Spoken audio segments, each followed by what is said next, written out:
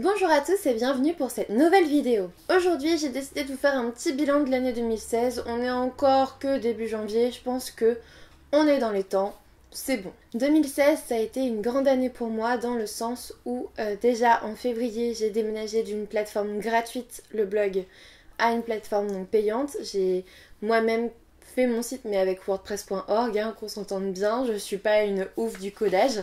Déjà ça m'a pris une semaine à tout déménager, à tout faire, à tout coder, à tout faire comme je voulais, à faire plein de choses que je savais pas faire avant, que j'ai dû regarder plein de tutos, enfin voilà, donc déjà ça a été une grande avancée, c'était avoir mon propre nom de domaine, avoir mon propre site, voilà, avoir quelque chose d'un peu plus professionnel on va dire. Ensuite en août 2016, j'ai décidé que j'en avais un petit peu assez de parler que par écrit avec vous, et du coup je me suis mise au format vidéo, donc c'est pour ça que vous êtes sur ma chaîne YouTube actuellement. Et j'en suis très contente, je pense que je vais encore le faire durer pour le moment.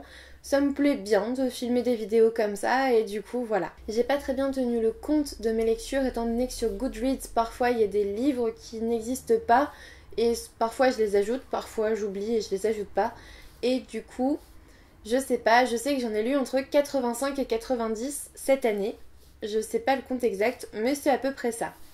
Du coup je suis plutôt contente de moi, j'en ai lu pas mal plus que l'an passé et ma bonne résolution livresque 2017 c'est d'en lire plus de 100. Il est temps maintenant de vous présenter mes 10 coups de cœur de l'année 2016. Mon premier coup de cœur de l'année 2016 a été un e-book envoyé par la maison d'édition Rock Édition et il s'agit de Madame la Marquise, le tome 2, le retour. Donc c'était un tome 2 que j'ai beaucoup aimé, c'était drôle, c'était frais, c'était vraiment sympa. Pour le coup, j'attends le tome 3 avec impatience. Mon deuxième coup de cœur de 2016, ça ne pouvait être autrement, il s'agit de Glass Sword de Victoria Aveyard aux éditions MSK. J'ai hâte que le tome 3 sorte, donc le premier tome évidemment c'est Red Queen. J'adore cette histoire, j'ai beaucoup aimé, même si on change de paysage, même si on voit un aspect différent de la personnalité, c'est sûrement ce que j'ai le plus aimé en fait. Au niveau personnalité, les personnages changent beaucoup. C'est pas vraiment les mêmes enjeux que dans le tome 1 et vraiment j'ai beaucoup aimé ce livre, même si je sais que tout le monde n'est pas forcément d'accord. Pour moi ça a été un coup de cœur et j'ai vraiment hâte de lire le troisième tome. J'espère qu'il sort cette année pour le coup.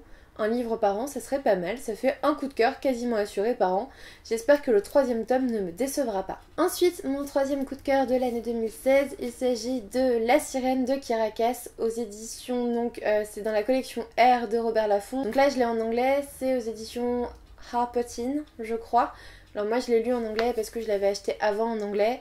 J'aime énormément cette histoire, ça change beaucoup de la sélection, ça a été un coup de cœur pour moi, je vous le conseille, j'en ai fait une vidéo. Qu'attendez-vous pour le lire si vous ne l'avez toujours pas lu? Mon quatrième coup de cœur de l'année 2016, il s'agit de Alive de Scott Sigler. Donc vous avez le deuxième tome ici, juste là, voilà, Alight.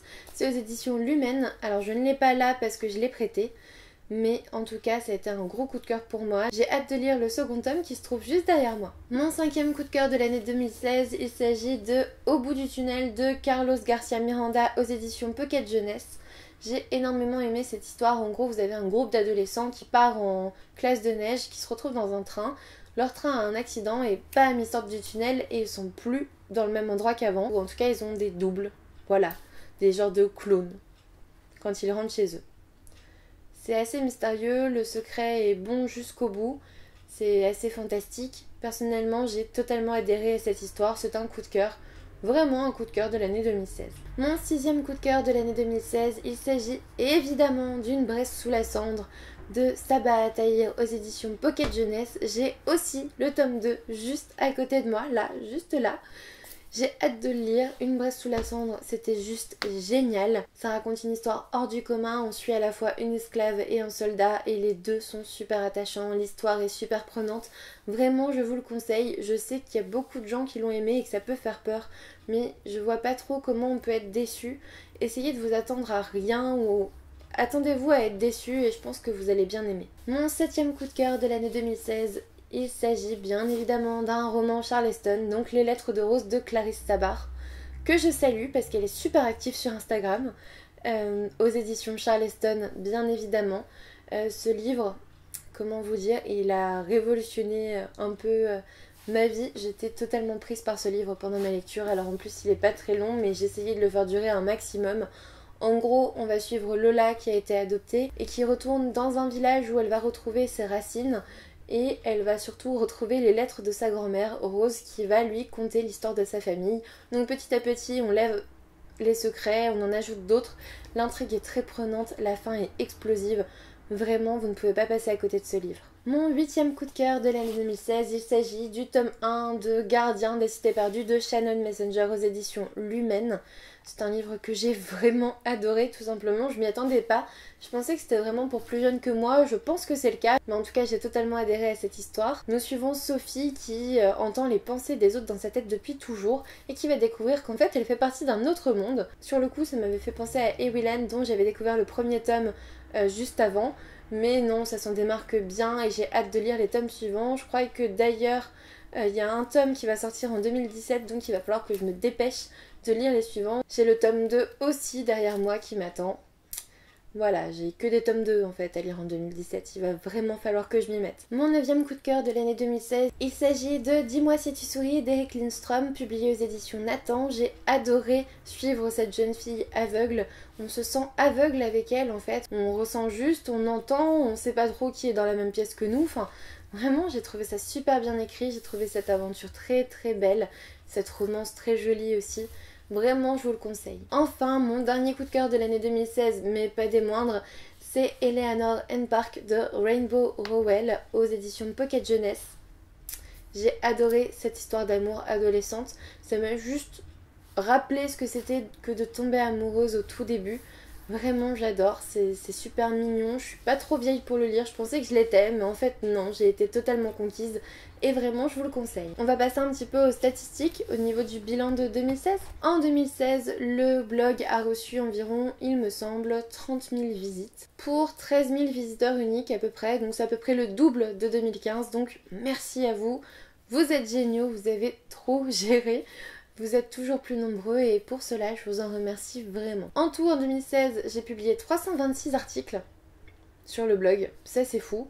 Alors la chaîne elle vient juste de commencer, j'ai fait à peu près une vidéo par semaine.